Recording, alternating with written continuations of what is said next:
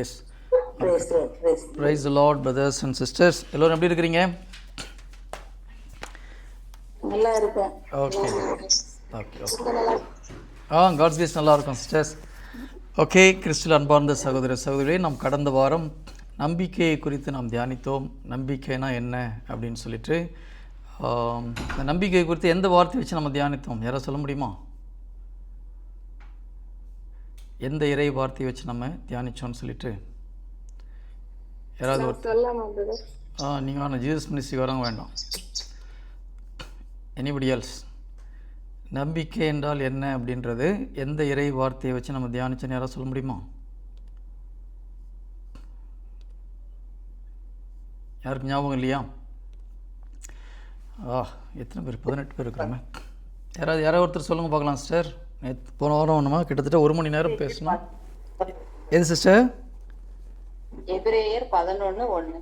Very good very good. Price the Lord. எபிரேயர் 11:1. எது கேட்குறேன்னா, நம்ம இறை வார்த்தை நம்முடைய இருதயத்தில் இருப்பது மிக மிக அவசியம். எபேசியர் 6வது அதிகாரம் 12வது வார்த்தையிலிருந்து 17வது இறை வார்த்தை வரைக்கும் பார்த்தீங்கன்னா, ஆவிக்குரிய பட்டயங்கள் என்று பல வகையான போர்க்கருவிகளை குறித்து புனித பவுல் சொல்கிறார். இதில் எல்லா போர்க்கருவிகளும் நம்மை சாத்தானிடமிருந்து பாதுகாத்து கொள்வதற்காக, ஓகேங்களா? ஆனால் ஒரே ஒரு போர்க்கருவி 17வது வசனத்தில் பார்த்தீங்கன்னா, பரிசுத்த ஆவி கொடுக்கும் போர்வாளாகிய இறை வார்த்தையை கொண்டு நாம் சாத்தானை அட்டாக் பண்ணலான்னு சொல்கிறார். அப்போ சாத்தானை நாம் எதிர்த்து போராடுவதற்கு இறை வார்த்தையை வச்சு தான் போராட முடியும். அப்போ இந்த இறை வார்த்தை உள்ளத்தில் இருந்தால் தான் போராட முடியும். எனக்கு இறை வார்த்தை தெரியும், ஆனால் வாயில் சொல்ல வரல அப்படின்னா உங்களால் சண்டை போட முடியாது. புரியுதுங்களா? இறை வார்த்தையை நாம் தெரிந்து கொள்வது வேறு, புரிந்து கொள்வது வேறு. இருதயத்தில் இருத்தி தியானிப்பது வேறு. இருதயத்தில் இருந்தால் தான் அந்த வார்த்தையை நீங்கள் சொல்ல முடியும். நீங்கள் ரோட்டில் நடந்து போயிட்டுருக்கிறீங்க, உங்களுக்கு ஒரு பயப்படுற மாதிரி ஒரு செய்தி வருது. இந்த இடத்துல நீங்கள் சாத்தானோடு எதிர்த்து போராடணும். எப்படி போராட முடியும்? இறை வார்த்தையை கொண்டு தான் போராடணும். அப்போ உங்களுக்கு இறை வார்த்தை உள்ளத்தில் இருந்தால் தான் நீங்கள் அந்த வார்த்தையை வெளியில் அறிக்கை செய்ய முடியும். அதனால் இறை வார்த்தையை நாம் உள்ளத்தில் விதைப்பது மிக மிக மிக அவசியம். Praise the lord. ஹல்லேலூயா. இறை வார்த்தை எனக்கு தெரியும், அது மட்டும் போதாது. சண்டை போடுறதுக்கு கையில் வாழ் தான், அது போர்வாள். நம்ம ஸ்பிரிச்சுவல் ஃபைட் எப்பவுமே நம்ம நாக்கு வச்சு தான் பண்ணுறோம். நாக்கு தான் நம்ம ஆன்மீக போராட்டத்தை செய்யக்கூடிய ஒரு கருவி. நம்முடைய உடலிலே பரிசுத்தாவியை பயன்படுத்தக்கூடிய ஒரு முக்கியமான கருவி நம்முடைய நாக்கு. அதே போல் அசுத்தாவியை பயன்படுத்தக்கூடிய ஒரு முக்கியமான கருவியும் நாக்கு தான், இல்லையா? யாக்கோபில் நம்ம படிக்கிறோம், மனிதனுடைய உடலிலே நாக்கு ஒரு சிறிய உறுப்பு தான், ஆனால் அது அவனுடைய வாழ்க்கை சக்கரத்தை முழுவதும் எரித்து போட வல்லது. எரிப்பதற்கான நெருப்பை நரகத்திலேருந்து எடுத்து வருது அப்படின்னு சொல்கிறார். அப்போது நாக்கிலேருந்து நாம் பேசுகிற தவறான வார்த்தைகள், எதிர்மறையான வார்த்தைகள், தீச்சொல் பேசும்பொழுது, இறை வார்த்தைக்கு முரண்பாடாக பேசும்பொழுது நெருப்பு எங்கேருந்து வருது? நரகத்திலேருந்து வருது. அதே நேரத்தில் கடவுளுடைய ஆவியினோடு துணையோடு நம்ம பேசும் பொழுது, கடவுளுடைய திட்டத்தை பேசும் பொழுது, இறை வார்த்தையை பேசும் பொழுது பரலோகத்திலேருந்து ஒரு அக்கினி நம்முடைய நாக்கில் வருது. பெந்தகோஸ் அன்னைக்கு பரிசுத்தாவியானவர் நெருப்பு வடியில், நாவின் வடிவில் இறங்கி வந்ததுக்கு ஒரு முக்கியமான காரணம் அதுதான். நாக்கை தான் முதல்ல பரிசுத்தப்படுத்துகிறார் ஆண்டவர், இல்லையா? யாக்கோபு 3வது அதிகாரம் 2வது இறை வார்த்தையில் சொல்கிறாரு, ஒருவன் நாவை கட்டுப்படுத்தினால் தன்னுடைய உடல் முழுவதையும் கட்டுப்படுத்த முடியும். அப்போ நாக்கை கட்டுப்படுத்துறது ரொம்ப ரொம்ப ரொம்ப அவசியம். நம்ம பல வாரங்களுக்கு முன்னால் சொல்லியிருக்கோம், நம்ம தப்பான வார்த்தை பேசுகிறது மாத்திரம் இல்லை, இறை வார்த்தைக்கு எதிரான, இறை திட்டத்திற்கு எதிராக பேசுகிற எல்லா வார்த்தைகளுமே தீச்சொல் தான் அப்படின்னு சொல்லிட்டு. அப்போ இறை வார்த்தைக்கு ஏற்றபடி நம்ம பேசணும். நம்ம நாக்கு ரொம்ப ரொம்ப கேர்ஃபுல்லாக இருக்கணும். ஏன்னா இந்த வாழ்வும் மரணமும் நம்முடைய நாக்கில் இருக்குது. நம்ம கடவுளுடைய பிள்ளைகள். கடவுள் தன்னுடைய படைப்புகளை எல்லாம் தன்னுடைய வார்த்தையால் உருவாக்கினார். அவர் சொல்கிறாரு, அவர் கட்டளையிட இந்த உலகம் நிற்கிறது. அப்போ நம்முடைய வார்த்தையில், நம்முடைய வாழ்க்கையில் இன்றைக்கி ஒரு பிரச்சனை இருக்குன்னா அதுக்கு முக்கியமான காரணம் நாம் பேசிய தவறான வார்த்தைகளாக இருக்கலாம். So we had be very very very careful. அப்போ இந்த நாக்குக்கு அவ்வளோ பவர் இருக்குது. அப்போ சாத்தானோட நம்ம சண்டை போடணும்னா இறை வார்த்தை நம்முடைய இருதயத்தில் விதைக்கப்பட வேண்டும். இறை வார்த்தையை நம்ம மனப்பாடம் பண்ணுறது போதாது. நல்லா ஞாபகம் வச்சுக்கோங்க. இறை வார்த்தையை நம்ம மனப்பாடம் பண்ணும்போது நம்முடைய சிந்தனையில் இருக்குது இல்லையா, நம்முடைய மூளையில் நம்ம ரெக்கார்ட் பண்ணுறோம். ரோமர் 10வது அதிகாரம் 8வது இறை வார்த்தை யாராவது எடுத்து படித்து பாருங்கள் பார்க்கலாம். ரோமர் 10வது அதிகாரம் 8வது இறை வார்த்தை, ரோமர் 10:8. அதில் சொல்லியிருப்பது இதுவே, வார்த்தை உனக்கு மிக அருகில் உள்ளது, உன் வாயில் உன் இதயத்தில் உள்ளது. 2 இடத்துல இறை வார்த்தை இருக்கணும்னு ஆண்டவர் சொல்கிறார். உன் வாயில் உன் இதயத்தில் உள்ளது, இதுவே நீங்கள் நம்பிக்கை கொள்ள வேண்டும் என நாங்கள் பறைசாற்றும் செய்தியாகும். இறை வார்த்தை உனக்கு மிக அருகில் உள்ளது, உன் வாயில் உன் இதயத்தில் உள்ளது. இறை வார்த்தை எங்கே இருக்கணும்? இதயத்தில் இருக்கணும். நம்ம வாயில் அறிக்கை செய்யணும். இதயத்திலிருந்து வருகிற வார்த்தைகள் நம்பிக்கை மிகுந்த வார்த்தைகளாக இருக்கும். சிந்தனையிலிருந்து வர்ற வார்த்தை நம்பிக்கை கொடுக்காது. இறை வார்த்தையை நீங்கள் எங்கே ஸ்டோர் பண்ணுறீங்களோ அங்கே உங்களுக்கு நம்பிக்கை உண்டாகும். இப்போது எனக்கு இறை வார்த்தை மனப்பாடம் பண்ணி வச்சுருக்கிறேன், ஆனால் என்னுடைய இருதயத்தில் இல்லை, என்னுடைய சிந்தனையில் இருக்குது, என்னுடைய மூளையில் இருக்குது அப்படின்னு சொல்லும்போது ஒரு பிரச்சனையான நேரத்தில் நமக்கு வார்த்தை ஞாபகம் இருக்கும், ஆனால் அந்த வார்த்தையை நீங்கள் அனுப்பும் பொழுது அதுக்கு சக்தி இருக்காது, வல்லமை இருக்காது. இறை வார்த்தையை ஒருத்தர் பேசுகிறதுக்கும் இன்னொருத்தர் பேசும்போதும் ஒருத்தர் யூஸ் பண்ண அதே வார்த்தையை மற்றொருவர் பயன்படுத்தும் பொழுது அற்புதம் நடக்காமல் போகிறத நம்ம பார்க்குறோம். உதாரணமாக 2 பேதுரு 1:24 பார்க்குறோம், அவருடைய தழும்புகளால் நாம் குணமானோம். ஒரு ஊழியக்காரர் அந்த வார்த்தையை சொல்லி ஜெபிக்கும் பொழுது ஒரு நோய் குணமாகுது, இன்னொருவர் அதே வார்த்தையை சொல்லி ஜெபிக்கும் பொழுது நோய் குணமாகலை. என்ன அர்த்தம்? முதல்ல சொன்னவருடைய வார்த்தை இருதயத்திலேருந்து வந்தது, 2வது சொல்லுடைய வார்த்தை சிந்தனையிலேருந்து வருது. 2க்குள்ள டிஃப்ரென்ஸ் அதுதான். ஸ்மித் விக்கிள்சர் ஒரு மிகப்பெரிய ஒரு ஊழியர் இருந்தார் அமெரிக்காவில். அவர் சாதாரண ஒரு பிளம்பிங் வேலை செய்கிறவர் தான். அவர் கடவுளால் அபிஷேகம் பண்ணப்பட்டு நிறைய அற்புதங்களை செய்தார். ஒரு முறை ஒரு அம்மா தன்னுடைய கணவர் பல வருடங்களாக குடித்து தினமும் நைட்டில் வந்து அடித்து சண்டை போடுவார். என்ன அந்த அம்மா எது சொன்னாலும் சொல்லனாலும் நைட்டு குடிச்சிட்டு வந்து அடித்து சண்டை போட்டுட்டு கடைசியில் தூங்குவார். இதே பொழப்பாக இருந்ததுனால ஒரு நாள் இந்த ஊழியர் அவங்க ஊருக்கு வந்ததை கேள்விப்பட்டு அந்த அம்மா போய் சொல்கிறாங்க, இந்த மாதிரி என்னுடைய கணவர் பெரிய குடிகாரராக இருக்கிறாரு, குடிச்சிட்டு பேசாமல் வந்து படுத்தா கூட பரவாயில்ல, தினமும் என்னை வந்து அடிக்கிறாரு, என்னால் தாங்க முடியலன்னு சொல்லி. அப்போ அவர் கேட்குறாரு, உங்கள்கிட்ட கர்ச்சீஃப் எதாவது இருக்காமா அப்படின்னு சொல்லிட்டு. இப்போ அந்த அம்மா கர்ச்சீஃப் எடுத்து கையில் கொடுக்குறாங்க. அவர் சும்மா அப்படி கையை ஒரு செகண்ட் அப்படி உயர்த்தி காமிச்சிட்டு அந்த கர்ச்சீஃபை அந்த அம்மாட்ட கொடுத்துட்றாரு. இந்த கர்ச்சீஃபை அவருடைய தலையணைக்கு கீழே வச்சு நீங்கள் தலையணை உள்ளே வச்சு தச்சு வச்சுருங்க அப்படின்னு சொல்லி கொடுக்குறாரு. இவங்களும் பயங்கர நம்பிக்கையோடு அந்த கர்ச்சீஃபை எடுத்துகிட்டு போயிட்டு கணவர் வருவதுக்கு முன்பாக அவருடைய தலையணைக்குள்ளே வச்சு உறவுள்ள வச்சு தச்சு வச்சிடுறாங்க. நைட்டு வராரு, எப்பவும் போல் அவரை சண்டை போடுறாரு, அடிக்கிறாரு, போய் தூங்குறார். இந்த அம்மா முழிச்சு பார்த்துட்ருக்காங்க, ஏதாவது நடக்குமா, அற்புதம் நடக்குமான்னு. ஒன்றும் நடக்கலை. காலையில் எந்திரிக்கிறார், மறுபடியும் அதே போல் மனைவியை திட்டிட்டு வேலைக்கு போகிறார். அப்போ இந்த அம்மாவுக்கு நம்பிக்கையெல்லாம் போச்சு, நான் ஏதோ பெரிய ஊழியக்காரன்னு சொல்லி போனோம், ஒன்றும் நடக்கலையே அப்படின்னு சொல்லி. இரவு அவர் லேட்டாக வரக்கூடியவர் அன்றைக்கி ஒரு 3-4 மணிக்கெலாம் வீட்டுக்கு வரார். வரும்போது பார்த்தா அவருடைய சட்டைக்கட்டெலாம் கிழிஞ்சிருக்குது, முகத்திலலாம் அடிபட்டு ரத்த காயமாக இருக்குது. இப்போ இவங்களுக்கு ஒன்றும் புரியல, என்ன ஆச்சுன்னு கேட்குறாங்க. அவர் சொல்கிறார், எல்லோரும் என்ன கொலை பண்ண பார்க்குறாங்க, எங்கே போனால் எனக்கு பாய்சன் வைக்கிறாங்க அப்படின்றாரு. என்ன நடந்ததுன்னு கொஞ்சம் கரெக்டாக சொல்லுங்கன்னு சொல்லும்போது, இவர் காலையில் ஆஃபீஸ் போகிற நேரத்தில் குடிக்கிறதுக்கு பாருக்கு போகிறார். அங்கே கிளாஸில் ஊற்றி குடிக்க போகிற நேரத்தில் இவருக்கு மைண்டில் என்ன தெரியுதுன்னா, அது பாய்சன் ஊற்றின மாதிரி மனசில் என்ன வருது.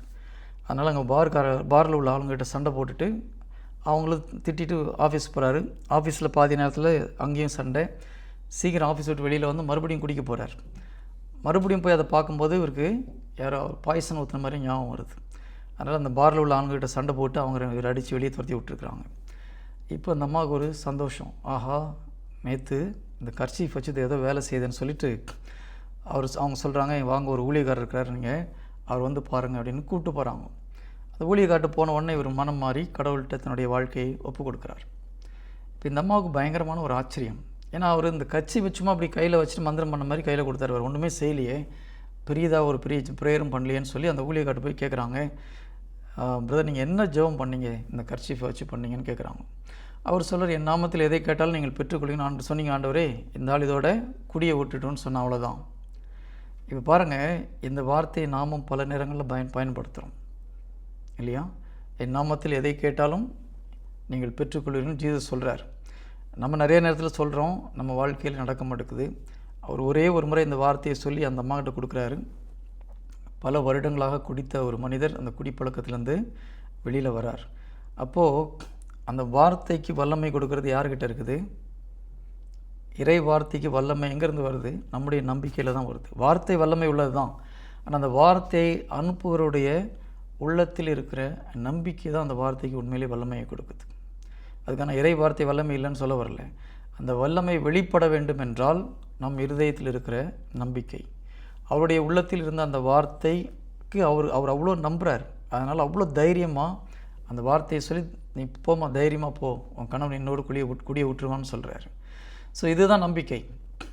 இறை வார்த்தை நம் உள்ளத்திலிருந்து வரும் பொழுது அது நிச்சயமாக பலனை கொடுக்கும். பிரைஸ் தி லார்ட், ஹல்லேலூயா. நான் கத்தாரில் ஒரு முறை நற்கருணை ஆராதனையில் உட்காந்து தனியாக ஜெபம் பண்ணிகிட்டு இருக்கும்போது எனக்கு ஆவியானவர் சொன்ன ஒரு வார்த்தை என்னுடைய மனதில் ஒரு உந்துதலை கொடுத்தார். ஜீசஸ், அதாவது நீ படித்த இறை வார்த்தையெல்லாம் உன்னுடைய தலையில் தான் இருக்குது, இருதயத்தில் இல்லை அப்படின்னு சொல்லி. எனக்கு அது வரைக்கும் இந்த இருதயத்தில் ஸ்டோர் பண்ணுன்றது அப்படி ஒரு அர்த்தம் எனக்கு தெரியாது. பைபிள் படிப்பேன், மெடிடேட் பண்ணுவேன், நிறைய பேர் அதை வார்த்தையை ஞாபகம் வச்சுக்கணும்னு சொன்னதுனால ஒவ்வொரு நாளைக்கு ஒவ்வொரு பேப்பரில் ஒரு இறை வார்த்தையை எழுதி வச்சுட்டு மனப்பாடம் பண்ணுவேன், பாக்கெட்டில் வச்சுப்பேன். அந்த வார்த்தையை சொல்லி பார்ப்பேன், வரலைன்னா பாக்கெட்டில் இருக்க வார்த்தையை எடுத்து மனப்பாடம் பண்ணுவேன். முதல்ல அப்படி தான் நான் ஒவ்வொரு வார்த்தையாக, எனக்கு ஒரு நாள் ஃபுல்லாக மனப்பாடம் பண்ணுறது, ஒரு வார்த்தையை மனப்பாடம் பண்ணுறது கஷ்டமாக இருக்கும். ஒரு சிலருக்கெல்லாம் ஒரு குயிக்காக மனப்பாடம் பண்ணிவிடுவாங்க. நான் முதல்ல ரொம்ப கஷ்டப்பட்டேன் இறை வார்த்தையை நாம் ஞாபகம் வைத்துக் கொள்வதற்காக. ஒரு வாக்குத்தத்தத்தை எழுதி வச்சுப்பேன், அதை பாக்கெட்டில் ஒரு சின்ன பேப்பரில் வச்சுட்டு அப்பப்போ எடுத்து பார்த்து நான் மனசில் சொல்லி பார்ப்பேன். நிறைய நேரம், சில நாள் ஒரு வார்த்தையை மனப்பாடம் பண்ணது எனக்கு 2-3 நாள் ஆகும். ஆனால் ஒரு ஸ்டேஜ் வரும்போது என்ன தெரியுமா, ஜஸ்ட் ஒரு 2 முறை ஒரு வார்த்தையை சொன்னால் கூட மனப்பாடம் ஆயிடுது. கடவுள் நமக்கு அப்படி ஒரு கிருபையை கொடுக்குறார், நம்முடைய ஆர்வத்தை பார்த்து அந்த மாதிரி ஒரு கிருபையை கொடுக்குறார். அப்போ இந்த வார்த்தையை மனப்பாடம் பண்ணும்போது எங்கே மனப்பாடம் பண்ணுவோம் ஸ்டோர் ஆகுது? நம்முடைய மைண்டில் ஸ்டோர் ஆகுது, நம்முடைய சிந்தனையில் ஸ்டோர் ஆகுது இல்லையா, நம்முடைய மூளையில் ஸ்டோர் ஆகுது. அப்போ அந்த நற்கருணை ஆராதனையில் இயேசு கிறிஸ்து எனக்கு ஒரு உந்துதலை கொடுத்தார். நீ எல்லாம் உன்னுடைய மைண்டில் வச்சிட்ருக்கிற இறை வார்த்தையை நீ இருதயத்தில் வைக்கணும். அப்போ தான் நான் யோசித்து பார்க்குறேன், ஆமாம், அன்னை மரியாள் தன்னுடைய இருதயத்தில் அனைத்தையும் இருத்தி வைத்து தியானித்தார்கள்னு இருக்குது. அப்போ நான் ஜீசஸ் ஜெபம் பண்ணேன், ஆண்டவரே இங்கே இருக்கிறதுலாம் எனக்கு கொஞ்சம் இருதயத்துக்கு மாற்றி விடுங்க, எப்படி கொண்டு போகிறதுன்னு தெரியலன்னு சொல்லிட்டு. இப்போ எனக்கு கடவுள் ஒரு காட்சியை கொடுத்தார். அதாவது இந்த கம்ப்யூட்டரில் டெலீட் பண்ணோம்னா அங்கேருந்து இன்னொரு பக்கெட்டில் போய் விழுற மாதிரி காமிப்பாங்க. முதல்லலாம் இருந்தது கம்ப்யூட்டரில் அந்த மாதிரி டெலீட் பட்டன் அந்த டஸ்ட்பினில் போய் விழுற மாதிரி காமிப்பாங்க. அப்போ எனக்கு இங்கேருந்து நிறைய காரியங்கள் இங்கே போகிறதான்ற காமிச்சார். ஆனால் கொஞ்சம் தான் போகிறத காமிச்சார், மீதி இங்கே நிறைய இருக்கிறத காமிச்சார். அப்போ நான் மறுபடியும் கேட்டேன் ஆண்டவரே நீங்கள் எல்லாத்தையும் இங்கேருந்து இங்கே அனுப்பலையே, கொஞ்சம் தானே அனுப்பியிருக்கீங்க அப்படின்னு சொல்லிட்டு. அப்போ எனக்கு கடவுள் கொடுத்த ஒரு இது உன்னுடைய வேலை, நான் உனக்கு ஒரு சின்ன ஹெல்ப் பண்ணேன், இதுக்கப்புறம் நீ தான் அதை மாற்றணும். அப்போ எனக்கு புரியல, சிந்தனையில் இருக்கிற நம்முடைய மூளையில் சேகரித்து வைத்திருக்கிற இறை வார்த்தைகளை எப்படி இருதயத்துக்கு கொண்டு போய் சேர்ப்பது. அன்னை மரியாள் என்ன பண்ணாங்க, இறை வார்த்தையை இருதயத்தில் வைத்து தியானித்தார்கள். அப்போ ஒரு வார்த்தையை நாம் தியானிக்க தியானிக்க தியானிக்க இங்கே இருக்கிற வார்த்தை இங்கே எப்போ நீங்கள் அந்த வார்த்தையை அதிகமாக தியானிக்க ஆரம்பிக்கிறீங்களோ, சரி, ஒரு இறை வார்த்தையை கொண்டு நம்ம திருப்பி தியானிக்கணும், மெடிடேட் பண்ணுறோம். ஒரு வார்த்தையை படிக்கிறோம், மறுபடியும் படிக்கிறோம், இன்னொரு முறை படிக்கும்போது கடவுள் ஒவ்வொரு புது வெளிப்பாட்டை கொடுப்பார், அதனுடைய ஆழமான அர்த்தங்களை நமக்கு சொல்லிக் கொடுப்பார். ஒரு ஸ்டேஜ் வரும்போது அதனுடைய உண்மை புரியும் பொழுது நம்முடைய இருதயத்தில் அது ஸ்டோர் ஆகுது. இன்னொரு வகையில் சொல்ல போனோம்னா, இறை வார்த்தையை கேட்க கேட்க நம்பிக்கை உண்டாகும்னு பைபிள் சொல்லுது. ரோமர் 10வது அதிகாரம் 17வது இறை வார்த்தை நோட் பண்ணிக்கோங்க. ரோமர் 10:17 இந்த வார்த்தை தான் நம்மளுக்கு நம்பிக்கை எப்படி ஒரு மனுஷனுக்கு வருதுன்றதை சொல்லிக் கொடுக்குது. அறிவிப்பதை கேட்டால்தான் நம்பிக்கை உண்டாகும். அப்போ நான் பேசுகிறத நீங்கள் தொடர்ந்து கேட்கும்போது உங்களுக்கு நம்பிக்கை உண்டாகுது. ரொம்ப முக்கியமான ஒரு விஷயம், கடவுள் நம்மை படைத்தது எப்படின்னா, எதை நாம் தொடர்ந்து கேட்டுக்கொண்டு இருக்கிறோமோ அதை நம்புவோம். எதை நீங்கள் தொடர்ந்து கேட்டுக்கொண்டு இருக்கிறீர்களோ அதை நம்புவீர்கள். நீங்கள் ஒன்றும் இல்லை, ஒரு டிஎம்கே டிவி சேனலில் டெய்லி பார்த்துக்கிட்டே இருந்தீங்கன்னா டிஎம்கே நல்லா ஆட்சி பண்ணுறாங்கன்னு நினைப்பீங்க. ஏடிஎம்கே டிவியை டெய்லி பார்த்துட்டு இருந்தீங்கன்னா இந்த டிஎம்கே ஆட்சியில் ஒரே ஊழலாக நடக்குன்னு நினைப்பீங்க. கரெக்டாக? ஏன்னா நீங்கள் எதை தொடர்ந்து கேட்டுக்கொண்டு இருப்பீர்களோ அதை நம்புவீர்கள். கடவுள் நம்மளை அப்படி தான் படைச்சிருக்கிறார். அதனால தான் என்ன சொல்கிறாரு, கேட்பதை குறித்து கவனமாக இருங்கள். நம்ம ஒரு ஹரார் மூவியை டெய்லி பார்த்துட்டே இருக்குன்னு வச்சுக்கோங்களேன். ஒரு பேய் படத்தை டிஃப்ரெண்ட் பேய் படத்தை டெய்லி படிச்சுட்டே கேட்டுகிட்டே இருந்தால் என்ன ஆகும்? பார்த்துக்கிட்டே இருந்தோம்னா ஆட்டோமேட்டிக்காக நம்ம தூக்கத்தில் தேவையில்லாத கனவுகள் வரும், பயம் வரும். அதனால் கேட்பதை குறித்து கவனமாக இருக்க வேண்டும். எதை நாம் தொடர்ந்து கேட்கிறோமோ அதை நாம் நம்புவோம். அப்போ நம்ம இறை வார்த்தையை, வாக்குத்தத்தங்களை நாம் தொடர்ந்து கேட்கும் பொழுது, நம்பிக்கைக்குரிய வார்த்தைகளை நாம் தொடர்ந்து கேட்கும் பொழுது நமக்கு நம்பிக்கை ஆட்டோமேட்டிக்காக உண்டாகும். அதனால தான் இறை வார்த்தையை கேட்கும்போது கூட நிறைய நற்செய்திகள் உண்டு. சரி, நல்லா கவனித்து பாருங்கள். நீங்கள் ஒவ்வொருத்தரும் ஒவ்வொரு ஸ்டைலில் ப்ரீச் பண்ணுவாங்க. நீங்கள் ஒரு சில தியானத்துக்கு போகும்போது அவங்க மெயினாக ஃபோக்கஸ் பண்ணுறது பாவத்திலேருந்து மனம் திரும்புவதற்காக, இல்லையா? பாவம் செஞ்சால் உனக்கு இந்த தண்டனை வரும், நரகத்துக்கு போவேன், சாபம் உண்டு, உன் பிள்ளைங்கள்லாம் வாழ்வெல்லாம் மோசமாக போயிடும், அதனால் மனம் மாறு. இப்போது இதை கேட்க கேட்க என்ன ஆகுது? ஆட்டோமேட்டிக்காக நமக்கு ஒரு பயம் வருது, பாவத்தை விட்டு வெளியில் வரும். நீங்கள் டிவைன் போன்ற தியான சென்டருக்கெல்லாம் போகும்போது நிறைய தியான சென்டரில் அப்படி தான் ஃபோக்கஸ் பண்ணுறாங்க. ஒரு பாவத்திலிருந்து வெளியே வர்றதுக்கான ஒரு ப்ரீச்சிங். அப்போ அந்த வார்த்தைகளை கேட்டுக்கொண்டே இருக்கும்போது நம்ம பாவத்திலேருந்து வெளியில் வரணுன்ற ஒரு எண்ணம் நமக்கு வரும். அது நல்லது. அது ஒரு வகையான அவங்களுக்கு கொடுத்த ஒரு அழைப்பு. இன்னொரு வகையான ப்ரீச்சிங் பார்த்திங்கன்னா எதிர்நோக்கை கொடுக்கக்கூடிய ஒரு ப்ரீச்சிங். கடவுள் 2000 வருடங்களுக்கு மேலே இயேசு கிறிஸ்து இந்த அற்புதத்தை பண்ணார், அந்த நோய்களை குணமாக்கினார், பேயை ஓட்டினார், பிதா இந்த அற்புதத்தை பண்ணார். அதே போல் உங்கள் வாழ்க்கையில் கடவுள் ஒரு நாள் ஒரு அற்புதத்தை செய்வார். உங்கள் கடன் பிரச்சனை ஒரு நாள் நீங்கும், உங்கள் நோய் ஒரு நாள் நீங்கும். இதில் பாருங்கள், கடந்த காலத்தில் நடந்ததை சொல்கிறாங்க, எதிர்காலத்தில் உங்கள் வாழ்க்கையில் ஒரு அற்புதம் நடக்கும்னு சொல்கிறாங்க. இப்போ எதிர்காலத்தில் உங்கள் வாழ்க்கையில் ஒரு விடுதலை வரும் அப்படின்னு சொல்கிறதுக்கு பேர் நம்பிக்கையா, ஹோப்பா, எதிர்நோக்கா? யாராவது ஒருத்தர் சொல்லுங்க பார்க்கலாம். எதிர்நோக்கு. என்றாவது ஒரு நாள் உன் பிரச்சனை தீரும்னு சொல்கிறது எதிர்நோக்கு. அப்போ எதிர்நோக்கை கொடுக்கக்கூடிய ஒரு நற்செய்தி. இதை கேட்கும் பொழுது மக்களுக்கு வாழ்க்கையின் விரக்தியில் எல்லையில் இருக்கிற ஒரு மக்களுக்கு ஒரு ஆறுதல். என்றைக்காவது ஒரு நாள் என் வாழ்க்கையில் அற்புதத்தை ஆண்டவர் செய்வார், இல்லையா? இப்போ ஒரு வாழ்க்கையை வெறுத்து போயிட்டு ஒரு சூசைட் பண்ணுற ஒரு சுச்சுவேஷனில் இருக்கிறவங்க இந்த மாதிரி நற்செய்தியை கேட்கும்போது அவங்களுக்கு ஒரு எதிர்நோக்கு உண்டாகிறது. சரி, என் வாழ்க்கையை முடிஞ்சு போக வேண்டாம், ஆண்டவர் என்றைக்காவது ஒரு நாள் என் வாழ்க்கையில் விளக்கேற்றி வைப்பார்னு ஒரு எதிர்நோக்கு உண்டாகிறது. இதுவும் ஒரு வகையான நற்செய்தி. இப்போ நம்ம எடுக்கிறது எப்படின்னா, இன்றைக்கி அந்த அற்புதத்தை எப்படி பெற்றுக்கொள்வது, அதுதான் நம்பிக்கை. எதிர்நோக்குக்கும் நம்பிக்கையும் உள்ள ஒரு மிகப்பெரிய வித்தியாசம். எதிர்நோக்கு என்பது என்றைக்காவது ஒரு நாள் உங்கள் வாழ்க்கையில் கடவுள் அற்புதம் செய்வார் என்று நாம் சொல்லுவது. நம்பிக்கை என்பது இப்போ எனக்கு அந்த அற்புதத்தை செய்வார் என்று நாம் நம்பியிருப்பது.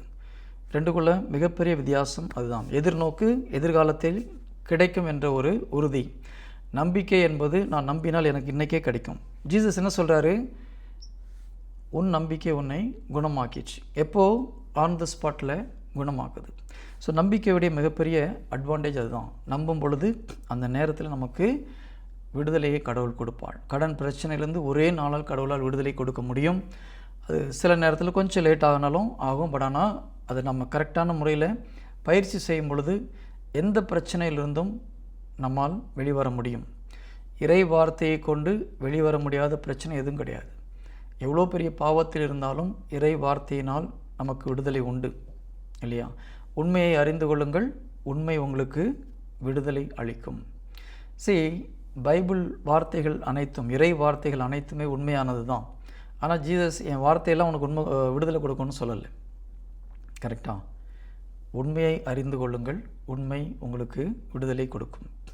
அப்போ என்ன அர்த்தம்? இறை வார்த்தையை தெரிஞ்சால் மாத்திரம் போதாது, அதனுடைய உண்மையை புரிய வேண்டும். ரெண்டுக்கும் டிஃப்ரென்ஸ் இருக்குது. பைபிளுடைய வார்த்தையெல்லாம் தெரிந்து கொள்வது வேறு, உண்மையை புரிந்து கொள்வது வேறு. யாருக்கு உண்மை தெரியும்? யாராவது சொல்லுங்கள் பார்க்கலாம். யாரால் உண்மையை தெரிந்து கொள்ள முடியும்? இல்லையா? இந்த வார்த்தை நிறைய பேர் சொல்லுவோம், உண்மையை அறிந்து கொள்ளுங்கள், உண்மை உங்களுக்கு விடுதலை கொடுக்கும், இல்லையா? சத்தியத்தை அறிந்து கொள்ளுங்கள், சத்தியம் உங்களுக்கு விடுதலை கொடுக்கும். ரொம்ப ஃபேமஸான ஒரு வார்த்தை. ஆனால் இந்த சத்தியத்தை யாரால் அறிந்து கொள்ள முடியும் அப்படின்றது ரொம்ப ரொம்ப முக்கியம். யாராவது சொல்லுங்க பார்க்கலாம். யார் பிரதர்? தூய ஆவியால். தூய ஆவிக்கு தெரியும். மனிதர்களில் யாரால் இந்த உண்மையை அறிந்து கொள்ள முடியும்? நான் முதலே சொன்னேன், இறை வார்த்தை அனைத்துமே உண்மையானது. உண்மைன்னா ஓகே, உண்மைனா என்ன அர்த்தம்? உண்மைனா என்ன, பொய்னா என்ன அர்த்தம்? நம்ம எதை படித்தாலும் கொஞ்சம் கிளியராக படிக்கும்போது நம்மளுக்கு ஸ்ட்ராங்காக நம்ம சொல்கிறத தெளிவாக சொல்ல முடியும், நமக்கு ஒரு உறுதியான நம்பிக்கை வரும். உண்மை என்றால் என்ன? நான் போன வருஷம் சென்னையில் ஒரு தியானம் நடத்தும்போது இந்த வார்த்தையை பற்றி எடுத்தேன், உண்மைனா என்னன்னு சொல்லி. தியானம் முடிஞ்ச ஒரு சகோதரர் வந்தார், பிரதர் நான் ரொம்ப நாளாக தேடிட்டு இருக்கேன், இந்த வார்த்தைக்கு உண்மையிலே அர்த்தம் என்ன, உண்மைனா என்னன்னு தெரியாமல் இருந்தால் நீங்கள் சொல்ல போகிறதா எனக்கு புரிஞ்சுது அப்படின்னாரு. நம்ம சத்தியத்தை அறிந்து கொள்ளுங்கள், சத்தியம் உங்களுக்கு விடுதலை அளிக்கும்னு சொல்கிறோம். சத்தியம் என்றால் என்ன, உண்மை என்றால் என்ன? பழைய மொழிபெயர்ப்பில் ஐ திங்க் சத்தியம் இருக்குன்னு நினைக்கிறேன். இப்பொழுது உண்மை என்று மொழிபெயர்த்திருக்கிறார்கள். உண்மை என்றால் என்ன? யாராவது சொல்லுங்கள். சாதாரணமாக யூஸ் பண்ணுற வார்த்தை, தப்பாக இருந்தால் ஒன்றும் பிரச்சனை கிடையாது, நோ ப்ராப்ளம். என்னை இப்படி சும்மா ட்ரை பண்ணி பாருங்கள் பார்க்கலாம். உண்மை என்றால் என்ன?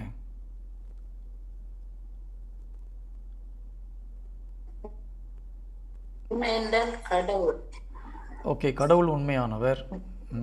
வேறு உண்மை என்றால் எது மாறாததோ அதுதான் உண்மைன்னு சொல்கிறோம்.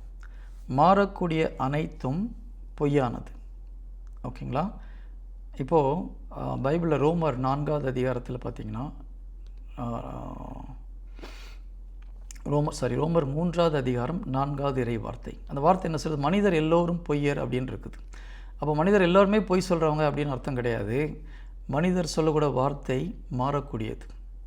இப்போ பாருங்கள், ஒரு எக்ஸாம்பிள், டாக்டர் ஒரு ரிப்போர்ட் கொடுக்குறாங்க, ஒருத்தருக்கு டயக்னைஸ் பண்ணிவிட்டு இவருக்கு ஹார்ட்டில் ஒரு பிளாக் இருக்குதுன்னு சொல்கிறாங்க. இப்போ டாக்டர் பொய் சொல்கிறாரா? டாக்டர் பொய் சொல்கிறாரா? டாக்டர் பொய் சொல்லலை இல்லையா? அவர் விஞ்ஞானபூர்வமாக அவங்க டெஸ்ட் பண்ணி பார்த்துட்டு அங்கே ஒரு பிளாக் இருக்குதுன்னு சொல்கிறாங்க. இது பொய் கிடையாது. ஆனால் பைபிள் பிரகாரம் பார்க்கும்பொழுது அது பொய். ஓகேங்களா? ஏன்னா இந்த பிளாக் மாறக்கூடியது. எது எல்லாம் மாறக்கூடியதோ அது எல்லாம் பொய். அதனால தான் கடவுள் என்ன சொல்கிறாரு, பைபிள் என்ன சொல்லுது? மனிதர் எல்லோரும் பொய்யர், மனிதர் எல்லோரும் மாறக்கூடியவர்கள், மனிதருடைய வார்த்தை மாறக்கூடியது. கடவுளுடைய வார்த்தை தான் என்றும் மாறாதது, கடவுள் என்றும் மாறாதவர். அதனால் கடவுள் மெய்யானவர், அவருடைய வார்த்தை உண்மை. ஓகேங்களா? இப்போ இது ரொம்ப முக்கியம். அப்போ ஒரு டாக்டரை ஒரு டயக்னைஸ் பண்ணி உங்களுக்கு ஹார்ட்டில் ப்ராப்ளம் இருக்குது, இல்லை ஒருத்தர் கேன்சர் இருக்குதுன்னு சொல்லும்போது நம்ம அதை ஏற்றுக்கொள்ள வேண்டும். அதாவது நீங்கள் இதை இங்கிலீஷில் ஃபேக்ட்னு சொல்லுவாங்க. ஓகேங்களா? ஃபேக்ட் வேறு, ட்ரூத் வேறு. ஃபேக்ட்டுக்கு தமிழ் என்னென்னு எனக்கு சரியான ஒரு வார்த்தை கிடைக்கல, யாராவது தெரிஞ்சால் சொல்லுங்கள்.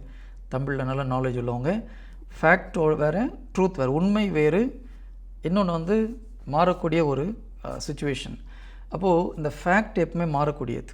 கடவுள் நினைத்தால் இந்த ஹார்ட்டில் இருக்கிற ஒரு பிளாக்கை ஒரு செகண்டில் மாற்ற முடியும் இல்லையா? அப்போ மாறாதது இறை வார்த்தை. ஓகே, அப்போ உண்மை என்பது மாறாதது, அதுதான் உண்மை. எது மாறாததோ அது உண்மை. இறை வார்த்தை மாறாதது, அதனால் உண்மை. இப்போ இந்த உண்மையை எப்படி அறிந்து கொள்ள முடியும்னு பார்த்தீங்கன்னா, நமக்கு யோவான் 8வது அதிகாரம் 30வது இறை வார்த்தை. யோவான் 8வது அதிகாரம் 30வது இறை வார்த்தை. 31, 32 நம்ம படிக்கலாம். இயேசு தம்மை நம்பிய யூதர்களை நோக்கி, என் வார்த்தைகளை நீங்கள் தொடர்ந்து கடைபிடித்து வந்தால் உண்மையில் என் சீடர்களாய் இருப்பீர்கள், உண்மையை அறிந்தவர்களாயும் இருப்பீர்கள், உண்மை உங்களுக்கு விடுதலை அளிக்கும். அப்போது முதல் நம்ம தெரிய வேண்டியது, இயேசு கிறிஸ்துவின் சீடர்கள் யார்? நம்ம மத்தேயு கடைசி அதிகாரத்தில் பார்க்குறோம், உலகம் எங்கும் சென்று எல்லோருக்கும் நற்செய்தி அறிவித்து எல்லோரையும் என்னுடைய சீடர்கள் ஆக்குங்கன்னு தான் ஆண்டவர் சொல்கிறார் இல்லையா? யார் எல்லோரையும் என்னுடைய கிறிஸ்தவங்களை ஆக்குங்கன்னு ஆண்டவர் சொல்லலை. இன்றைக்கி நம்ம நிறைய கிறிஸ்தவர்கள் இருக்கிறோம், ஆனால் கடவுளுடைய சீடர்கள் எத்தனை பேருன்னு கேட்டிங்கன்னா விரல் விட்டு என்னலாம். மத்தேயு 28வது அதிகாரம் கடைசி இறை வார்த்தை 19வது இறை வார்த்தை பார்த்தீங்கன்னா,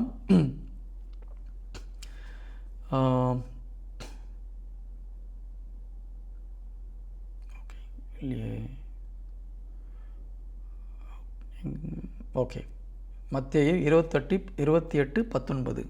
எனவே நீங்கள் போய் எல்லா மக்களினத்தாரையும் சீடராக்குங்கள், தந்தை மகன் தூய ஆவியார் பெயரால் திருமுழுக்கு கொடுங்கள். ஜீசஸ் நம்மளை என்ன சொல்கிறாரு? எல்லாம் உலகம் எங்கெல்லாம் போய் நற்செய்தி அறிவித்து எல்லோரையும் என்னுடைய சீடர்களாக மாற்றுங்கள்னு சொல்கிறாரு. கிறிஸ்துவனாக மாற்றுங்கன்னு சொல்லலை, பக்தர்களாக மாற்றுங்கன்னு சொல்லலை.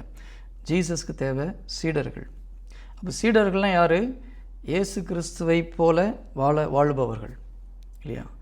ஒரு சீடர்கள் அப்படின்னும் போது ஒரு குரு இருக்கிறார், ஒரு சீடர் இருக்கிறார். சீடருடைய வேலை என்ன? குருவை அப்படியே நம்ம காப்பி அடிக்கிறது. ஆங்கிலத்தில் இமிட்டேஷன் ஆஃப் கிரைஸ்ட்னு ஒரு புக் இருக்குது. தமிழில் கூட அந்த புக்கை மொழிபெயர்த்திருந்தாங்க. ரொம்ப அருமையான ஒரு புத்தகம், இமிட்டேஷன் ஆஃப் கிரைஸ்ட்.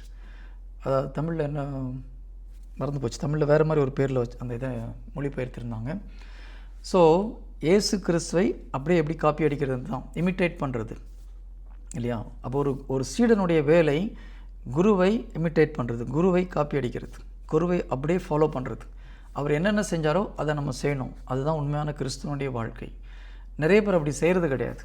நான் நிறைய சகோதரர்களோட ஜீசஸ் இப்படி பண்ணார், நீங்கள் ஏன் செய்ய மாட்டேங்கிறீங்க, நீ ஏன் ட்ரை பண்ண மாட்டேங்கிறீங்கன்னா, அவர் கடவுள், அவர் செஞ்சார், நம்ம சாதாரண மனுஷன் அப்படின்றோம். அது தவறு. இயேசு கிறிஸ்து அவரை பின்பற்ற சொன்னார். நான் அவருடைய சீடராக இருக்க தான் நம்மளை அழைத்தார். அப்போ சீடர்கள் என்று நம்மளை அழைக்கும் பொழுது ஜீசஸ் செய்ததை நம்மளால் செய்ய முடியும். செய்யறதுக்கூடிய கிருபையை நமக்கு கொடுத்துருக்கிறார். என்னை நம்புகிறவர்கள் என்னை விட பெரிய காரியங்களை செய்ய முடியும். அப்போ நம்ம மனசில் ஃபஸ்ட்டு நமக்கு வர வேண்டியது, ஜீசஸ் பண்ணதெல்லாம் என்னால் செய்ய முடியும், ஜீசஸ் பண்ணதை நான் செய்யணும், அதை தான் அவர் விரும்புகிறார். தன்னை விட பெரிய காரியங்களை தன்னுடைய சீடர்கள் செய்யும் பொழுது ஜீசஸ் சந்தோஷப்படுறார். பிரைஸ் தி லார்ட், ஹல்லேலூயா. இப்போ நம்ம மைண்டில் ஃபஸ்ட்டு அந்த ஒரு எண்ணத்தை கொண்டு வரணும். அவர் கடவுள், அவர் செஞ்சார், நாங்கள் சாதாரண மனுஷங்கன்றது தவறான ஒரு அண்டர்ஸ்டாண்டிங். இயேசு கிறிஸ்து இந்த உலகத்திற்கு வரும்பொழுது எந்த வல்லமையோடும் வரவில்லை. நிறைய கிறிஸ்தவர்கள் நினைக்கிறது அவர் கடவுள் மனுஷனாக வந்தார், கடவுளுக்குரிய எல்லா வல்லமையோடு வந்தார்னு நினச்சிட்டு இருக்காங்க. அப்படி கிடையாது. தனக்குள்ள யாவற்றையும் அவர் துறந்து அடிமை கோலம் பூண்டு இந்த உலகத்துக்கு வந்தார் இல்லையா? பிதாவுக்கு இணையாக இருந்தாலும் அதை வருந்தி பற்றி கொள்ளாமல் அனைத்தையும் இழந்து வானதூதருக்கு கீழாக ஒரு மனிதனாக வருகிறார். ஜீசஸ் பிறந்து வளரும் பொழுது எந்த ஒரு வல்லமையும் இல்லாமல் நம்மளை போல ஒரு சாதாரண மனுஷனாக தான் இருக்கிறார். எல்லா வகையிலும் நம்மை போல் அவர் சோதிக்கப்பட்டால், ஆனால் பாவம் செய்யவில்லை. அப்போ இயேசு கிறிஸ்து செய்த அற்புதங்கள், அடையாளங்கள் எல்லாம் இந்த உலகத்தில் அவர் வாழ்ந்து கற்றுக்கொண்டு பரிசுத்தாவியை பெற்றுக்கொண்டு அதனால் கிடைத்த வல்லமை தான். அப்போ நாம் பரிசுத்தாவியில் பிறக்கும் பொழுது இயேசு கிறிஸ்து செய்த அனைத்து அற்புதங்களையும் நம்மால் செய்ய முடியும். அப்போ நம்ம அவர் நம்பணும், அவ்வளோதான். we have to believe. praise the Lord, hallelujah. முதல்ல இந்த நம்பிக்கை நமக்கு வரணும். எஸ், என்னுடைய குரு செஞ்சாருன்னா நானும் செய்வேன், எங்கள் அப்பா செஞ்சாருன்னா நான் செய்வேன், என்னால் முடியும், ஏன்னா ஜீசஸ் சொல்லியிருக்கார். புரியுதுங்களா? இது உங்கள் மனசு நீங்கள் புதுப்பிப்பது மிக மிக அவசியம். நிறைய பேருக்கு இந்த ஒரு மனநிலை இல்லை. எனக்கு ஆச்சரியமாக இருக்குது. நான் கிறிஸ்தவர்களை பற்றி ஆச்சரியப்படக்கூடிய ஒரு விஷயம் என்னென்னா, அவங்க எனக்கு இயேசு கிறிஸ்து நம்புகிறேன்னு சொல்கிறாங்க, ஆனால் வார்த்தையை நம்புறது கிடையாது. இயேசு கிறிஸ்து என்னுடைய சீடர்கள், என்னை நம்புபவர்கள் என்னை விட பெரிய காரியத்தை செய்வாங்கன்னு சொல்கிறாங்க. இப்போது நீங்கள் ஜீசஸை நம்புறீங்களான்னு கேட்டால் நம்புகிறோன்னு சொல்கிறோம். அவருடைய வார்த்தையை நம்புறீங்களான்னு சொல்லும்போது கேட்டால் நம்புகிறோன்னு சொல்கிறோம். அப்போ உங்களால் அவர் செய்த விட பெரிய காரியத்தை செய்ய முடியுமா அப்படின்னா அதை எப்படி பிரதர் முடியுன்றாங்க. கான்ட்ரடிக்ஷன் பாருங்கள். நான் சொல்கிறது முரண்பாடு புரியுதா? இறை வார்த்தை சொல்லுது, என்னை நம்புகிறவன் என்னை விட பெரிய காரியங்களை செய்வான். இப்போ நம்ம ஒரு கிறிஸ்தவரை கேட்கும்போது இயேசு கிறிஸ்து நம்புறீங்களான்னா நம்புகிறோம், அவருடைய வார்த்தையை நம்புறீங்களான்னு நம்புகிறோன்னு சொல்கிறோம். அப்போ நீங்கள் கடவுள் செய்த காரியத்தை, நம்ம பெரிய காரியம் இல்லை, கடவுள் செஞ்சு ஒரு 10% நம்மளால் செய்ய முடியும்னு சொன்னால் அது எப்படி பிரதர்? நான் பாவி பிரதர், நான் பலவீனமானவன். இதுக்கு பேர் போலி தாழ்ச்சி.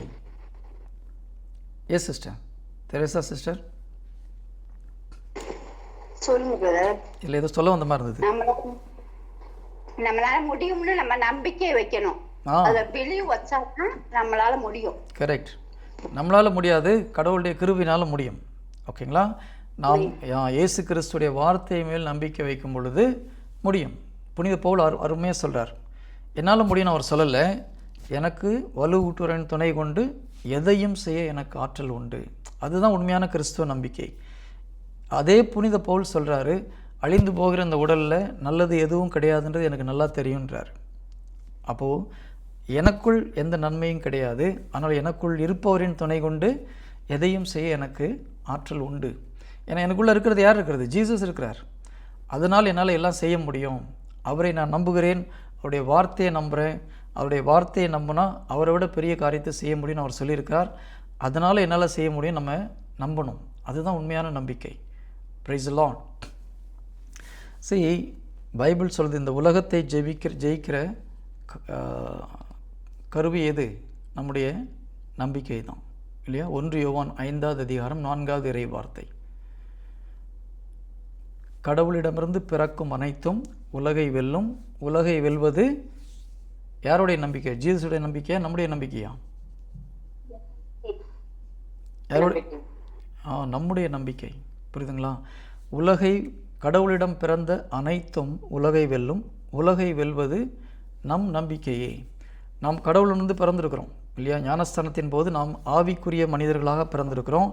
அதனால் இந்த உலகத்தை வெல்ல முடியும். இந்த உலகத்தை வெல்லுகிற ஆயுதம் கடவுள் மேல் வைத்திருக்கிற நம்பிக்கை, அவருடைய வார்த்தையின் மேல் வைத்திருக்கிற நம்பிக்கை. அந்த நம்பிக்கை நமக்கு எப்படி வருது? கடவுள் மேல் வைக்கிற நம்பிக்கை எப்படி வருது? நமக்கு ஒரு மனிதனுக்கு நம்பிக்கை எப்படி வருது? இறை வார்த்தையை கேட்க கேட்க நம்பிக்கை உண்டாகும். நான் அதனால தான் சொன்னேன், பாவத்தை குறித்த நற்செய்தி, எதிர்நோக்கை குறித்த நற்செய்தி, அடுத்தது நம்பிக்கை குறித்த நற்செய்தி. நீங்கள் நம்பிக்கை குறித்த நற்செய்தியை தொடர்ந்து கேட்க கேட்க நம்பிக்கை உண்டாகும். நான் ஒரு முறை யூடியூப்பில் ஒரு வீடியோ பார்த்தேன். அமெரிக்காவில் ஒரு ஊழியர், அவர் வெளியில் அவங்க சர்ச்சுக்கு வெளியில் வந்து பார்க்கிங் லாட்டில் அந்த வீடியோவை காமிக்கிறார். பார்க்கிங் பண்ணியிருக்கிற காருங்களை காமிக்கிறார். அதில் பார்த்தீங்கன்னா எல்லாம் விலை உயர்ந்த கார்கள். அதில் குறைந்த விலை உள்ள காரே பார்த்தீங்கன்னா மெர்சிடஸ் பென்ஸ் தான். நம்ம ஊர் பணத்துக்கு கிட்டத்தட்ட எப்படியும் ஒரு 70-80 லட்சம் இருக்கும் அந்த கார். அதுதான் இருக்கிறதுலே குறைந்த விலை உள்ள கார். மற்றையெல்லாம் 1 கோடி 2 கோடி ரூபாய்க்கு மேலே உள்ள கார். அவர் பெருமையாக சொல்கிற எங்கள் சர்ச் மக்களையெல்லாம் கடவுள் ஆசீர்வதித்திருக்கிறார். நல்லா கவனித்து பாருங்கள். அந்த ஊழியர் எப்போ பார்த்தாலும் எப்படி நல்ல செல்வந்தர்கள் ஆகுது அப்படின்றத குறித்து பிரசங்கம் பண்ணுறார். எப்படி நம்ம இறை வார்த்தையை கொண்டு கடன் இல்லாமல் பெரிய கோடீஸ்வரனாக வாழ்கிறதுன்றபடி ப்ரீச் பண்ணுறாரு. மக்கள் அதை கேட்டு கேட்டு கேட்டு என்ன ஆகுது? ஆட்டோமேட்டிக்காக அவங்க வாழ்க்கையில் செல்வ செழிப்பு உண்டாகிறது. ஆனால் அது மட்டும் கிறிஸ்தவ வாழ்க்கை கிடையாது. நல்லா ஞாபகம் வச்சுக்கோங்க. கடவுள் எதிலும் குறைவில்லாத ஒரு வாழ்க்கையை தான் நம்ம வாழ சொல்கிறாரு. அதுக்காக நம்ம கோடீஸ்வரனாக வாழணும்னு ஆண்டவர் சொல்லலை. கடன் இல்லாத, நமக்கு அன்றாட தேவைக்கு போதுமான ஒரு வாழ்க்கை, பாவம் இல்லாத ஒரு வாழ்க்கை, குடும்பத்தில் சண்டை சச்சரவு இல்லாமல், நோய் நொடி இல்லாமல் மகிழ்ச்சியான ஒரு வாழ்க்கையை தான் கடவுள் விரும்புகிறார். தவிர நம்ம பெரிய பெரிய செல்வந்தர்களாக வாழணும்னு ஆண்டவர் ஆசைப்படலை. நிறைய சொத்து சேர்த்து வைக்கும்போது நம்ம பாவத்தில் விழுறதுக்கு எளிது. அதே போல் பிறர் அன்பு இல்லாமல் போகுது இல்லையா? நம்ம நிறைய பணம் வச்சு ரொம்ப சந்தோஷமாக ரொம்ப என்ஜாய் பண்ணிட்டு மற்றவங்களுக்கு கொடுக்கலன்னா பாவத்தில் விழுகிற மனிதனாக நம்ம மாறுகிறோம். எதுக்கு நான் சொல்கிறேன்னா, அவங்களுடைய டீச்சிங் என்ன வருது? எப்படி நாம் செல்வந்தர்களாக வாழ்வது. பைபிளுடைய வார்த்தையை நீங்கள் நம்பி பெரிய கோடீஸ்வரனாக ஆக முடியும். நான் ஒரு முறை ப்ரீச் பண்ணும்போது மக்களை கேட்டேன், எத்தனை பேருக்கு பெரிய பணக்காரன் ஆகணும்னு ஆசையாக இருக்குன்னா எல்லோரும் பயங்கர முகத்தில் சந்தோஷம். பரிசுத்தமாக வாழ்றதுக்கு எத்தனை பேர் ஆசைன்னும் போது முகத்தில் சந்தோஷத்தை காணும். ஆனால் எத்தனை பேருக்கு கோடீஸ்வரனாக ஆசைன்னும் போது எல்லாருக்கும் முகத்தில் சந்தோஷம் வருது. கிறிஸ்துவ வாழ்க்கை என்பது பணம் சம்பாதிக்கிறது கிடையாது. கிறிஸ்துவ வாழ்க்கை என்பது பரிசுத்தமான மற்றவர்களுக்காக வாழ்கிற வாழ்க்கை இல்லையா? பிறருக்காக வாழ்கிற வாழ்க்கை, கிறிஸ்துவுக்காக வாழ்கிற வாழ்க்கை. இறை வசனம் அப்படி தான் சொல்லுது. நமக்காக இறந்து உயிர்த்தெழுந்த இயேசு கிறிஸ்துவுக்காக நீங்கள் வாழுங்கள். அப்போ கிறிஸ்துவ வாழ்க்கைன்னா என்னது? நமக்காக இறந்து உயிர்த்தெழுந்த இயேசு கிறிஸ்துவுக்காக நம்ம வாழ்கிறது தான் கிறிஸ்துவ வாழ்க்கை. அன்புனால தியாகம்தான் இல்லையா? ஏதாவது நம்ம மற்றவங்களுக்கு ஹெல்ப் பண்ண முடியுமான்றது ஒரு எண்ணம் நம்ம உள்ளத்தில் எப்பவும் வந்தால் தான் உண்மையான கிறிஸ்துவ வாழ்க்கையை நாம் வாழ்ந்து கொண்டு இருக்கோம். யாரை பார்த்தாலும் இவருக்கு நம்ம என்ன கொடுக்க முடியும், என்ன செய்ய முடியும், அந்த ஒரு எண்ணம் நம்முடைய உள்ளத்தில் வர வேண்டும். அதுதான் உண்மையான கிறிஸ்துவ அன்பு. ஜீசஸ் பாருங்கள், அவர்கிட்ட வந்த ஒவ்வொருவரையும் பார்க்கும்போது அவருக்கு மனசில் என்ன வந்தது? ஏதாவது ஒன்று அவங்களுக்கு செய்யணும் இல்லையா? ஒரு விபச்சார பெண்ணை பார்க்குறார். ஆண்டவருடைய மனசில் ஓடுறது ஒரே ஒரு விஷயந்தான், எப்படியாவது இந்த பெண்ணை காப்பாற்றணும் இல்லையா? பரிசேர் சைசேர் எப்படியாவது இந்த பெண்ணை வச்சு இயேசு கிறிஸ்துவ ட்ராப் பண்ணணும்னு பார்க்குறாங்க. ஆனால் ஜீசஸ் மனசில் பரிசேர் சைசேர்லாம் வரல. இந்த சகோதரியை எப்படி இந்த மகளை எப்படி நான் காப்பாற்றுவது, அதுதான் அவருடைய மனசில் இருந்தது. அப்போ கிறிஸ்துவ வாழ்க்கை, கிறிஸ்துவ அன்பு என்பது நாம் யாரெல்லாம் பார்க்குறோமோ அவங்களுக்கு ஏதாவது ஒரு வகையில் உதவி செய்யணும். என்ன உதவி செய்ய முடியும்? அந்த ஒரு அன்பு நம்முடைய உள்ளத்திலேருந்து வந்தால் தான் உண்மையான கிறிஸ்துவ வாழ்வை நாம் வாழ்கிறோம். Price the lord, hallelujah. அப்போ பல வகையான நற்செய்திகள் உண்டு. நம்பிக்கையை பற்றிய நற்செய்தியை நீங்கள் தொடர்ந்து கேட்கும் பொழுது நம்பிக்கை உண்டாகும். அதுக்காக நான் இதெல்லாம் சொன்னேன். எதை நீங்கள் தொடர்ந்து கேட்கிறீர்களோ அதை நீங்கள் நம்புவீர்கள். அப்போ நம்ம நம்பிக்கையை குறித்து அதிகமாக கேட்கும் பொழுது நமக்கு நம்பிக்கை உண்டாகும். இந்த நம்பிக்கையினால்தான் பரிசுத்தமான வாழ்க்கையை நாம் வாழ முடியும். நம்பிக்கையினால்தான் நம் உள்ளத்தில் ஊற்றப்பட்டிருக்கிற கடவுளின் அன்பை வெளியில் கொண்டு வர முடியும். ரோமர் 5வது அதிகாரம் 5வது இறை வார்த்தை சொல்லுது, அந்த எதிர்நோக்கு ஒரு நாளும் நமக்கு ஏமாற்றம் தராது. ஏனால் பரிசுத்த ஆவியினால் நம் கடவுளுடைய அன்பு நம்முடைய உள்ளங்களில் ஊற்றப்பட்டிருக்கிறது. தேவனுடைய அன்பு, கடவுளின் அன்பு நம்முடைய உள்ளத்தில் ஊற்றப்பட்டிருக்குது. மனித அன்பு கிடையாது. நம்ம இது ரொம்ப ஒரு முக்கியமான ஒரு கான்செப்ட். நம்ம நிறைய நேரத்தில் மனித அன்பை கொண்டு மக்களை அன்பு செய்கிறோம். மனித அன்பை கொண்டு கணவன் அன்பு செய்கிறோம். மனித அன்பை கொண்டு மனைவியை அன்பு செய்கிறோம். உடன் பிறந்தவர்களை அன்பு செய்கிறோம். அப்பா அம்மாவை அன்பு செய்கிறோம். பிள்ளைகளை அன்பு செய்கிறோம். அதுக்கப்புறம் அவங்க நாம் நினைத்தபடி இல்லாமல் போகும்போது நமக்கு மனசு கஷ்டமாக போகுது இல்லையா? நல்லா கேர்ஃபுல்லாக கவனிங்க. இயேசு கிறிஸ்து மனித அன்பை கொண்டு நம்மளை அன்பு செய்ய சொல்லலை. அவர் என்ன சொல்கிறார்? கடவுள் கொடுத்த புதிய கட்டளை என்னது? நான் உங்களை அன்பு செய்தது போல நீங்கள் மற்றவர்களை அன்பு செய்யுங்கள். யோவான் 13:34 நினைக்கிறேன். நான் உங்களை அன்பு செய்தது போல நீங்கள் ஒவ்வொருவரும் மற்றவர்களை அன்பு செய்யுங்கள். இப்போது இயேசு கிறிஸ்து நம்மளை அன்பு செய்தது போல நாம் மற்றவங்களை அன்பு செய்யணும்னா இல்லையா? யோவான் 13:34 ஒருவர் மற்றவரிடம் அன்பு செலுத்துங்கள் என்னும் புதிய கட்டளையை நான் உங்களுக்கு கொடுக்கிறேன். நான் உங்களிடம் அன்பு செலுத்தியது போல நீங்களும் ஒருவர் மற்றவரிடம் அன்பு செலுத்துங்கள். இது இயேசு கிறிஸ்துவின் அன்பினால் மாத்திரமே சாத்தியம். ஜீசஸ் நம்மளை அன்பு செய்கிற மாதிரி நம்ம மற்றவங்களை அன்பு செய்யணும்னா எந்த அன்பை கொண்டு நம்ம அன்பு செய்ய முடியும்? இயேசு கிறிஸ்துவின் அன்பை கொண்டு தான் நம்ம மற்றவங்களை அன்பு செய்ய முடியும். அப்போ இயேசு கிறிஸ்துவின் அன்பு நம்முடைய உள்ளத்தில் ஊற்றப்பட்டிருக்குது. கடவுளின் அன்பு நம்முடைய உள்ளத்தில் ஊற்றப்பட்டிருக்குது. இந்த அன்பை கொண்டு நம்ம மற்றவங்களை அன்பு செய்யணும்னா இந்த கடவுளின் அன்பு நம்முடைய உள்ளத்திலேருந்து வெளியில் வரணும். இந்த கடவுளின் அன்பு உள்ளத்திலேருந்து வெளியில் கொண்டு வர்றதுக்கு நமக்கு நம்பிக்கை தேவை. Praise the lord. ஹல்லேலூயா. அதனால தான் சொல்கிறேன், நம்பிக்கை மிக மிக மிக மிக அவசியம். அன்பு தான் நிறைவு என்றாலும் அந்த அன்பை வெளியில் கொண்டு வர்றதுக்கு நம்பிக்கை தேவைப்படுது. அதனால் கிறிஸ்தவ வாழ்க்கையின் தொடக்கமும் முடிவும் அன்பு தான். நல்ல நம்பிக்கை தான். கிறிஸ்தவ வாழ்வின் தொடக்கமும் முடிவும் நம்பிக்கை. அன்பு என்பது ஒரு கனி. அதாவது நம்பிக்கையினால் வருகிற கனி தான் அன்பு. அன்பு தான் எல்லாத்தை விட சிறந்தது, அதில் ஒன்றும் டவுட் கிடையாது. ஆனால் அந்த அன்பு வெளியில் வருவதுக்கு எது தேவைப்படுது? நம்பிக்கை தேவைப்படுகிறது. அதனால தான் இறை வார்த்தை என்ன சொல்கிறது? நம்பிக்கையை தொடங்குபவரும் அதை நிறைவு செய்பவருமாகிய இயேசு கிறிஸ்துவின் மேல் நம்முடைய கண்களை பதிய வைப்போம். நம்பிக்கையை தொடங்குபவரும் நிறைவு செய்பவரும். ஸோ நம்முடைய கிறிஸ்தவ வாழ்க்கையின் தொடக்கமும் நிறைவும் நம்பிக்கை.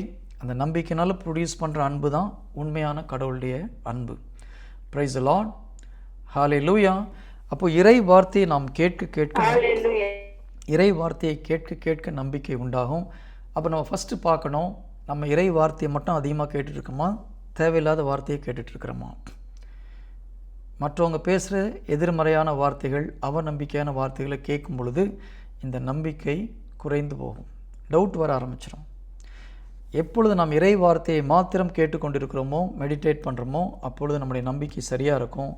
எதிர்மறையான வார்த்தைகளை கேட்க சந்தேகம் உண்டாகும், டவுட் உண்டாகும். ஏவாளை பார்க்குறோம், கடவுளுடைய வார்த்தையை கேட்கும் பொழுது நம்பிக்கையோடு இருக்கிறாங்க ஆதாம் ஏவாள். எப்பொழுது சாத்தானுடைய வார்த்தையை கேட்க ஆரம்பிக்கிறார்களோ அவங்களுக்கு முதல்ல டவுட் வருது இல்லையா? அதனால் நம்ம எதை கேட்கிறோம் என்பதை பார்க்கணும். எந்த மனிதனோடு நம்ம பேசி கொண்டு இருக்கிறோம். இறை வார்த்தைக்கு முரண்பாடாக பேசுகிற சிலர் பார்த்திங்கன்னா எப்போ பார்த்தாலும் பிரச்சனையே பேசிகிட்டு இருப்பாங்க.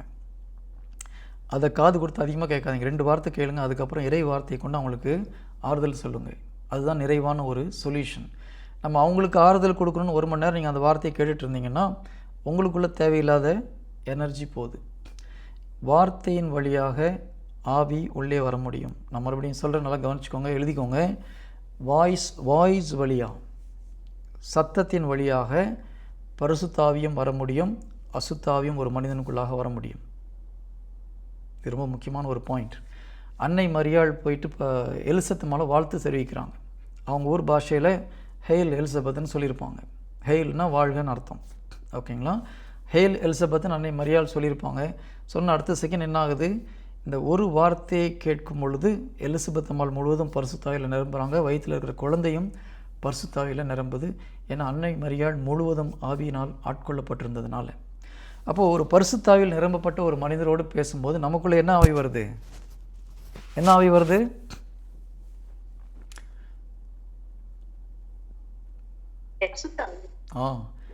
இப்போது ஈஸியாக நீங்கள் பரிசுத்தாவை பெற்றுக்கொள்வது என்ன பண்ணலாம்? பரிசுத்தாவில் நிரம்பிய ஒரு மனிதனோடு அதிகமாக பேசிட்டு இருந்தீங்கன்னா ஆட்டோமேட்டிக்காக நம்மளுக்குள்ளே பரிசுத்தாவி வந்துகிட்டே இருப்பார். ஓகேங்களா? அதனால் ஆங்கிலத்தில் சொல்லுவாங்க, எ செயின்ட் கேன் மேக் அ செயின்ட்னுவாங்க. ஒரு புனிதர் இன்னொருத்தரை புனிதராக்க முடியும். ஏன்னா அவங்க கூட சேர்ந்து நம்ம பேசிகிட்டே பழகிட்டே இருக்கும்போது அவங்களுக்குள் இருக்கிற ஆவி, அந்த ஆவியின் கொடைகள் வல்லமை நமக்குள்ளே ஸ்லோவாக வந்துக்கிட்டே இருக்கும்.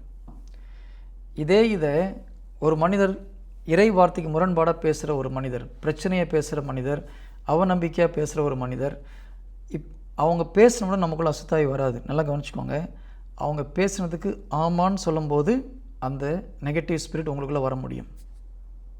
இப்போ ஒருத்தர் வந்து என் வாழ்க்கையே பிரச்சனை இப்படி பேசிகிட்டே இருக்காருன்னு வச்சுக்கோங்க. நீங்களும் ஆமாப்பா பாவம் நீ ரொம்ப கஷ்டப்படுறேன்னா என்ன ஆகும்? அவங்க சொல்கிறதும் நீங்கள் சொல்கிறதையும் நீங்கள் ஒத்துக்கிறீங்க இல்லையா? எப்பொழுது அவர்கள் சொல்கிற வார்த்தைக்கு நீங்கள் ஒத்துக்கொள்கிறீர்களோ அவங்களுக்குள்ளே இருக்கிற நெகட்டிவ் ஸ்பிரிட் உங்களுக்குள்ளே வர முடியும். இதெல்லாம் வந்து ஸ்பிரிச்சுவல் சீக்ரெட்ஸ். இது தெரியாமல் நிறைய பேர் கேட்டுட்டு ஆமாம் ஐயோ நீ கவலைப்படுறியே ரொம்ப கஷ்டப்படுறியன்னு சொல்லும்போது என்ன ஆகுது? அங்கே உள்ள தேவையில்லாத ஸ்பிரிட் இங்கேயும் வரும். நீங்கள் கொஞ்சம் யோசித்து பாருங்கள். சில நேரத்தில் சிலர்கிட்ட பேசிட்டு ஃபோனை வச்சா நம்மளுக்கு மனசு பாரமாக இருக்கும். எத்தனை பேர் அப்படி ஃபீல் பண்ணியிருக்கீங்க?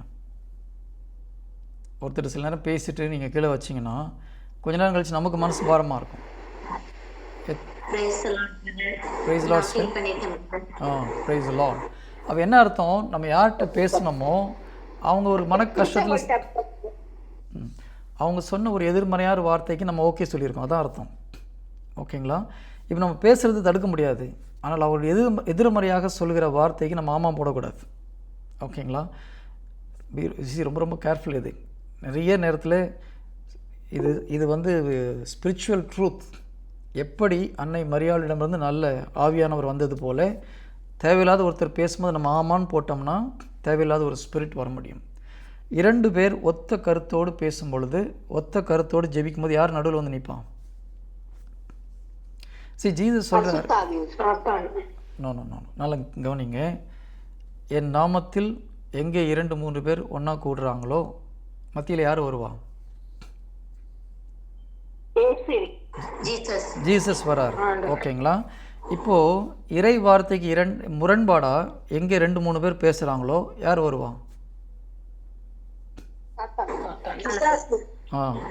புரியுதுங்களா? அப்போ நம்ம கேர்ஃபுல்லாக இருக்கணும். இறை வார்த்தைக்கு முரண்பாடாக ஒருத்தர் பேசுனாங்கன்னா முடிந்த அளவுக்கு அந்த பேச்சை சீக்கிரம் கட் பண்ணிட்டு வரணும். அவங்க சொல்கிற எதிர்மறையான வார்த்தைக்கு ஆமான்னு சொல்லக்கூடாது. ஆமான்னு சொல்லும்போது the spirit can come into your life. அது சொல்லாத வரைக்கும் வர முடியாது. ஸோ நம்ம அக்ரி பண்ணும்போது அந்த ஸ்பிரிட் வர முடியாது. அதனால தான் ஆண்டவர் என்ன சொல்கிறார்? 2 பேர் ஒரு கருத்தோடு ஜெபிக்கும் பொழுது அந்த ஜெபம் கேட்கப்படும். அதுக்கு சீக்ரெட் என்னென்னா, எப்பொழுது 2 பேர் ஒரே கருத்தோடு ஜெபிக்கிறாங்களோ ஜீசஸ் அவங்களுக்காக ஜெபம் பண்ணுவார்.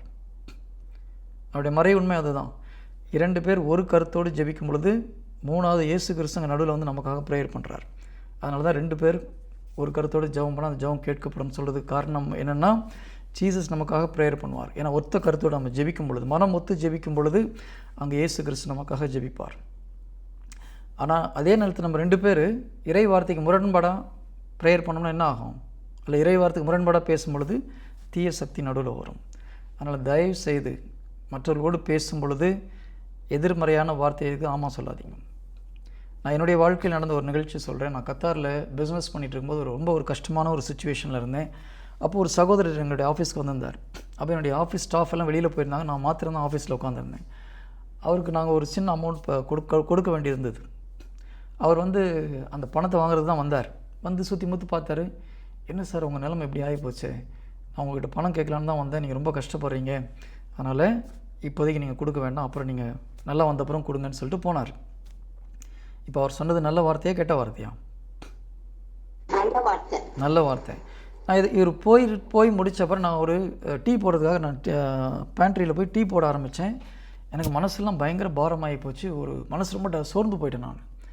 அப்போ நான் யோசிக்கிறேன், ஒரு 5 நிமிஷத்துக்கு முன்னாடி வரைக்கும் நான் நல்ல ஒரு மகிழ்ச்சியோடு இருந்தேன், கடவுளை துதிச்சு ஆராதிச்சு வேலை செஞ்சுட்டு இருந்தேன்.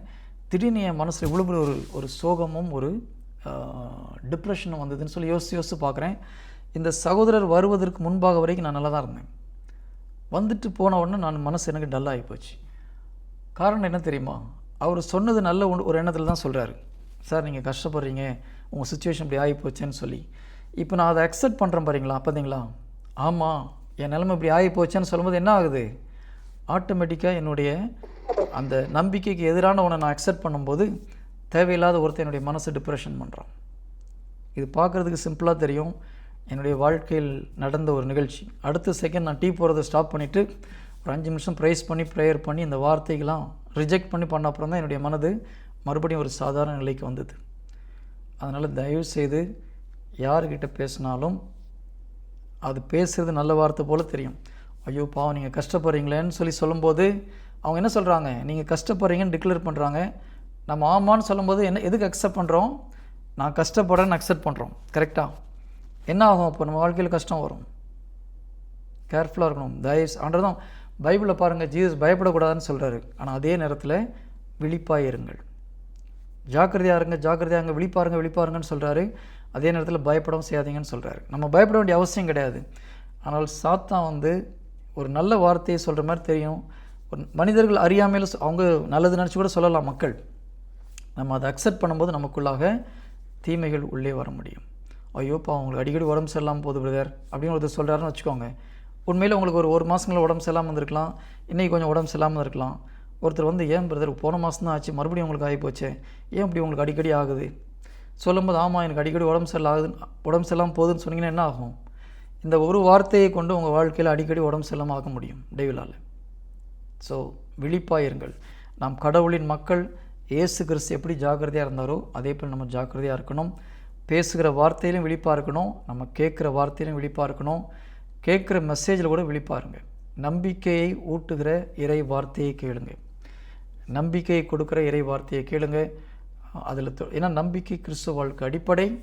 ஸோ நம்ம நம்பிக்கையோட டெஃபினேஷனில் பாதி முடிச்சிருக்கோம், அடுத்த பாதி இன்றைக்கி ஆரம்பிக்கலாம்னு நினச்சேன். பட் இருந்தால் மற்ற காரியங்களே இதெல்லாம் உங்கள் வாழ்க்கைக்கு தேவையான ஒரு காரியங்கள் தான். மீண்டும் எபிரேயர் 11 அந்த 1வது வசனத்தில் இருக்கிற நம்பிக்கை என்றால் என்னது என்பதை நம்ம மறுபடியும் தியானிக்கலாம். இது மிக மிக முக்கியமான ஒரு டாபிக். இந்த நம்பிக்கையை பற்றி நீங்கள் கரெக்டாக தெரிஞ்சிட்டிங்கன்னா உங்கள் வாழ்க்கையில் வருகிற எந்த போராட்டத்தையும் நீங்கள் போராட முடியும். பைபிள் அப்படி தான் சொல்லுது. நமக்கு எதிராக சாத்தான் கொண்டு வருகிற அனைத்து தீக்கணைகளையும் நம்பிக்கை என்னும் கேடயத்தினால் நாம் அணைத்து விட முடியும். Praise the lord. Hallelujah. God bless you all. அடுத்த வாரம் மீண்டும் சந்திக்கலாம். அடுத்த வாரம் எனக்கு முடியுமான்னு தெரியல, நான் செக் பண்ணிட்டு சிஸ்டர்கிட்ட சொல்கிறேன். ஊருக்கு பயணம் செய்ய வேண்டியிருக்கு. நான் ஒரு மாதிரி செக் பண்ணிட்டு சிஸ்டர்கிட்ட நான் கன்ஃபார்ம் பண்ணுறேன். Thank you brothers and sisters. ஏதாவது டவுட் இருந்தால் கேளுங்க. Thank you sister. Thank you very much sister.